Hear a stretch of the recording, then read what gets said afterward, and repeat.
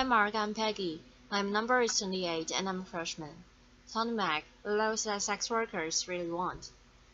I want to talk about sex for money. I'm not like most of the people you have heard speaking about prostitution before. I'm not a police officer or a social worker. I'm not an academic, a journalist or a politician. And as you probably have picked up from Mary's blog, I'm not a nun either. Laughter. Most of those people would tell you that selling sex is degrading, that no one would ever choose to do it. That is dangerous. Women get abused and killed. In fact, most of those people would say there should be a law against it. Maybe it sounds reasonable to you. It sounds reasonable to me until the closing months of 2009, when I was working 2 dead-end, minimum wage jobs. Every month, my wages would just replenish my overdraft. I was exhausted and my life was going nowhere. Like many others before me, I decided sex for money was a better option. Now don't get me wrong, I would have loved to have the lottery instead, but it wasn't going to happen anytime soon, and my rent needed paying. So I signed up for my first shift in a brothel. In the years that have passed, I've had a lot of time to think.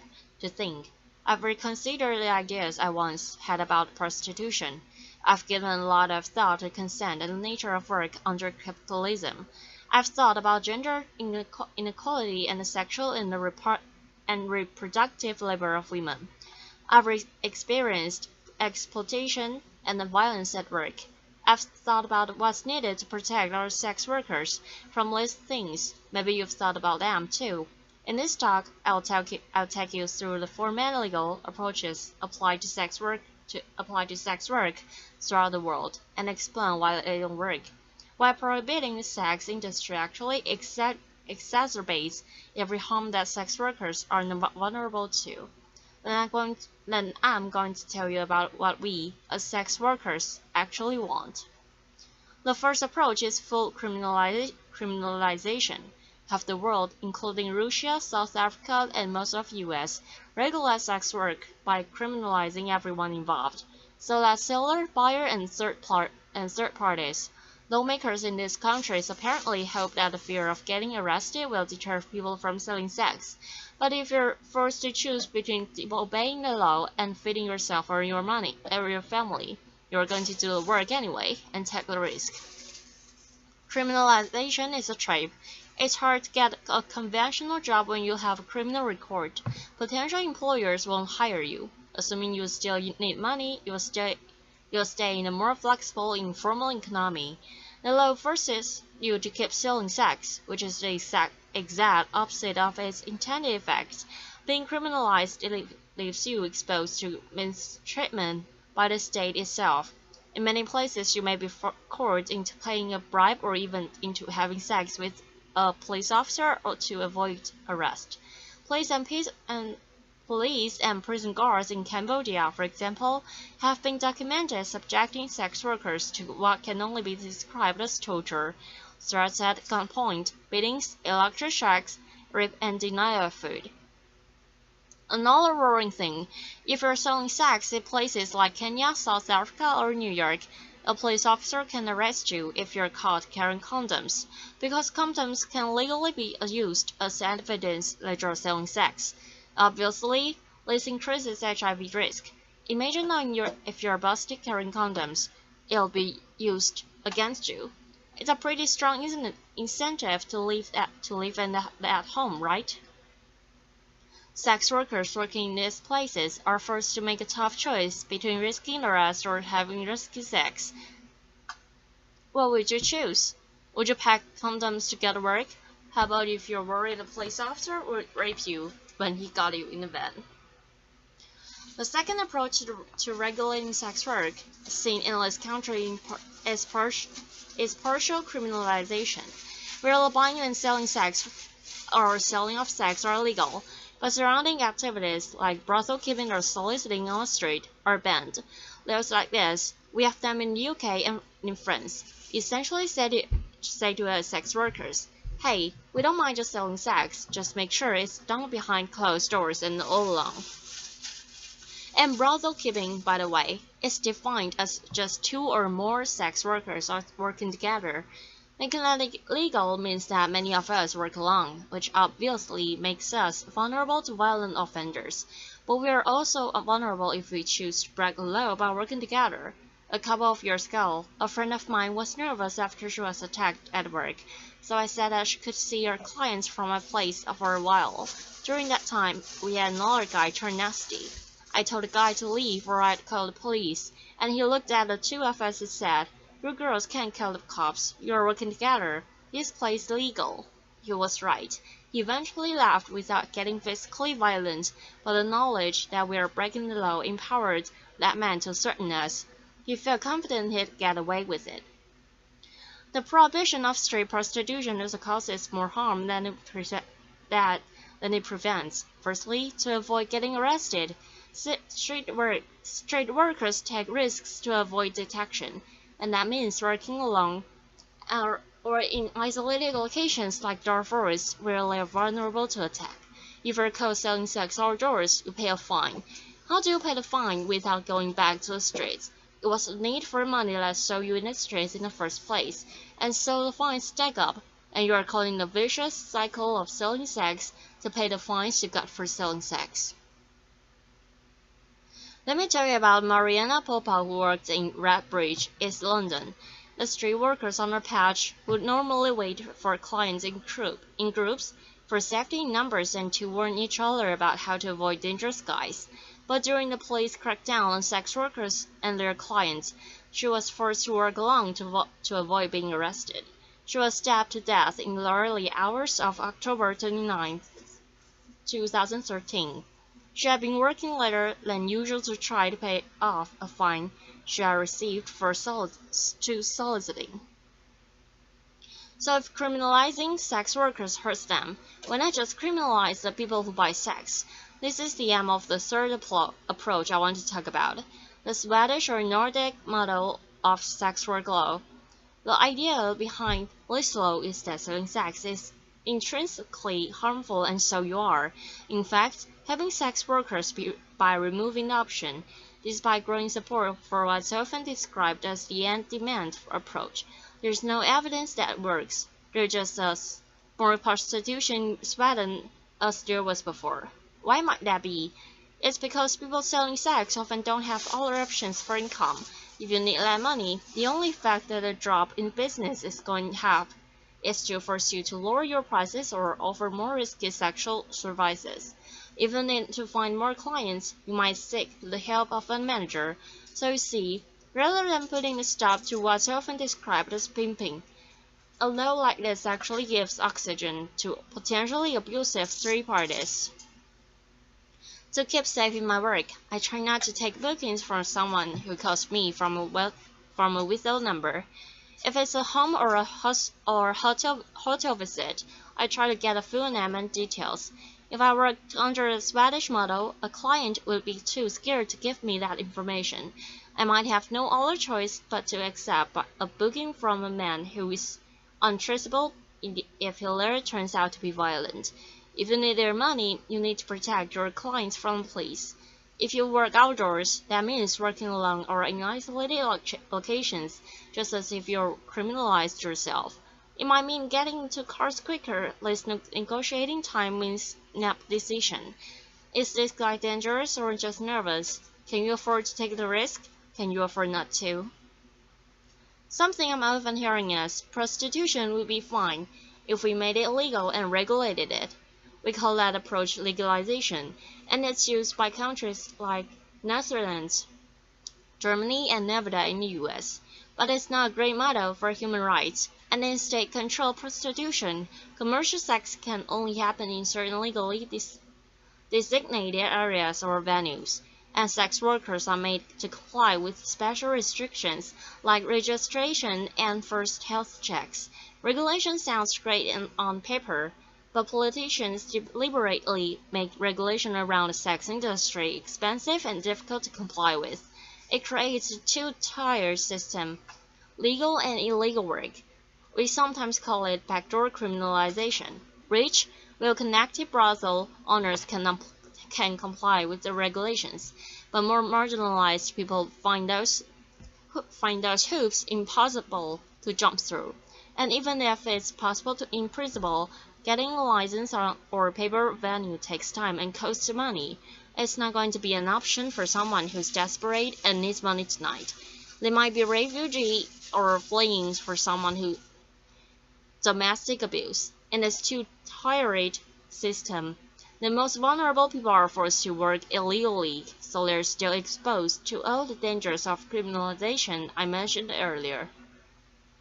So it's looking like all attempts to control or prevent sex work from happening makes things more dangerous for people selling sex. Fear of law enforcement makes them work alone in isolated locations and allows clients and even cops to get abusive in knowledge they'll get away with it. Fines and criminal records force people to keep selling sex rather than enabling them to stop. Crackdowns on buyers drive sellers to take dangerous risks and into the arms of potentially abusive managers. These laws also reinforce stigma and hatred against sex workers. When France temporarily brought in the Swedish model 2 years ago, ordinary citizens took it as a cue to start carrying out vigilant attacks against people working on the street. In Sweden, opinion surveys shows that significantly more people want sex workers to be arrested now than before the laws was brought in. In prohibitionist is harmful, you might ask, why is it so popular? Firstly, sex work is and always has been a survival strategy for all kinds of unpopular minority groups. People of color, migrants, people with disabilities, LGBTQ people, particularly trans women. These are the groups most heavily profiled and punished through prohibitionist law. I don't think this is an accident. These laws have political support precisely because they target people that voters don't want to see or know about. Why else might people support prohibition? Well, lots of people have understandable fears about trafficking. Folks think that foreign women kidnapped and sold into sexual slavery can be saved by shutting the whole industry down. So let's talk about trafficking. Forced labor does occur in many industries, especially those where the workers are migrants or otherwise vulnerable, and this needs to be addressed. But it's best addressed with legislation targeting those specific abuses, not the entire industry. When 23 undocumented Chinese migrants drowned while picking cockles in Morecambe Bay in 2004, there were no calls to outlaw the entire seafood industry to save trafficking victims. The solution is clearly to give workers more legal protections, allowing them to resist abuse and report it to authorities without fear of arrest. The way the term trafficking is thrown around implies that all undocumented migration into prostitution is forced. In fact, many migrants have made a decision out of economic need to place themselves into the hands of the people smugglers. Many do this with the full knowledge that they'll be selling sex when they reach their destination. And yes, it can often be the case that these people smugglers demand exorbitant fees, coerce migrants into work they don't want to do, and abuse them when they're vulnerable. That's true of prostitution, but it's also true of agricultural work, hospitality work, and domestic work. Ultimately, nobody wants to be forced to do any kind of work, but that's a risk many migrants are willing to take because of what they're leaving behind. If people were allowed to migrate legally, they wouldn't have to place their lives into the hands of people smugglers. The problems arise from the criminalization of migration, just as they do from the criminalization of sex work itself. This is a lesson of history. If you try to prohibit something that people want or need to do, whether that's drinking alcohol or crossing borders or getting an abortion or selling sex, you can create more problems than you solve. Prohibition barely makes a difference to the amount of people actually doing those things, but it makes the huge difference as to whether or not they are safe will they do them. Why else might people support prohibition? As a feminist, I know that the sex industry is a site of deeply entrenched social inequality. It's a fact that most buyers of sex are men with money and most sellers are women without. You can agree with all that, I do, and still think prohibition is a terrible policy. In a better, more equal world, maybe there will be a far fewer people selling sex to survive. But you can't simply legislate a better world into existence. If someone needs to sell sex because they're poor, or because they're homeless, or because they're undocumented and they can't find legal work, taking away that option doesn't make them any less poor, or house them, or change their immigration status. People worry that selling sex is degrading. Ask yourself, is it more degrading than going hungry or seeing your children go hungry? There's no code to ban rich people from hiring nannies or getting manicures, even though most of the people doing that labor are poor, migrant women. It's a fact that for migrant women selling sex specifically that are some feminists uncomfortable, that I can understand why the sex industry provokes strong feelings. People have all kinds of complicated feelings when it comes to sex, but we can't make policy on the basis of moral feelings, especially not over the heads of the people actually affected by those policies. If we get fixated on the abolition of sex work, we end up worrying more about a particular manifestation of gender inequality rather than about the underlying causes. People get really hung up on the question, well, would you want your daughter doing it? That's the wrong question. Instead, imagine she is doing it. How safe is she at work tonight? Why isn't she safer? So if we look at a full criminalization, partial criminalization, the Swedish or Nordic model, and legalization, and how they all cause harm. Something I never hear asked is, what do sex workers want? After all, we're the ones most affected by these laws. New Zealand decriminalized sex work in 2003. It's crucial to remember that decriminalization and legalization are not the same thing. Decriminalization means the removal of laws that punitively target the sex industry, instead treating sex work much like any other kind of work. In New Zealand, people can work together for safety, and employers of sex workers are accountable to the state. A sex worker can refuse to see a client at any time for any reason, and 96% of street workers report that they feel the law protects their rights. New Zealand hasn't actually seen an increase in the amount of people doing sex work, but decriminalizing it has made it a lot safer. But the lesson from New Zealand isn't just that its particular legislation is good, but crucially, it was written in collaboration with sex workers, namely the New Zealand Prostitutes Collective. When it came to making sex work safer, they were ready to hear it straight from sex workers themselves. Here in the UK, I'm part of sex worker groups like the Sex Worker Open University and the English Collective for Prostitutes, and we form part of a global movement demanding decriminalization and self-determination. Universal symbol of our movement is the red umbrella. We're supporting our demands by global bodies like UNAIDS, the World Health Organization, and Amnesty International. But we need more allies. If you care about gender equality or poverty or migration or public health, then sex workers' rights matter to you. Make space for us in your movements. That means not only listening to sex workers when we speak, but amplifying our voices.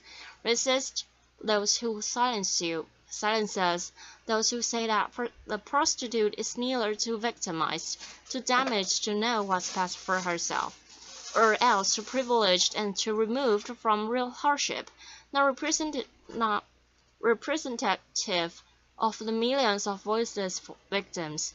This distinction between victim and power is imaginary.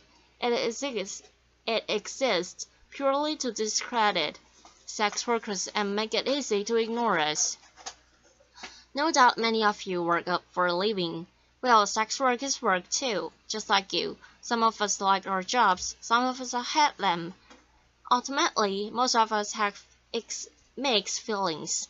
But how we feel about our work isn't the point, and how others feel about our work certainly isn't. What's important is that we have the right to work safely and on our own terms.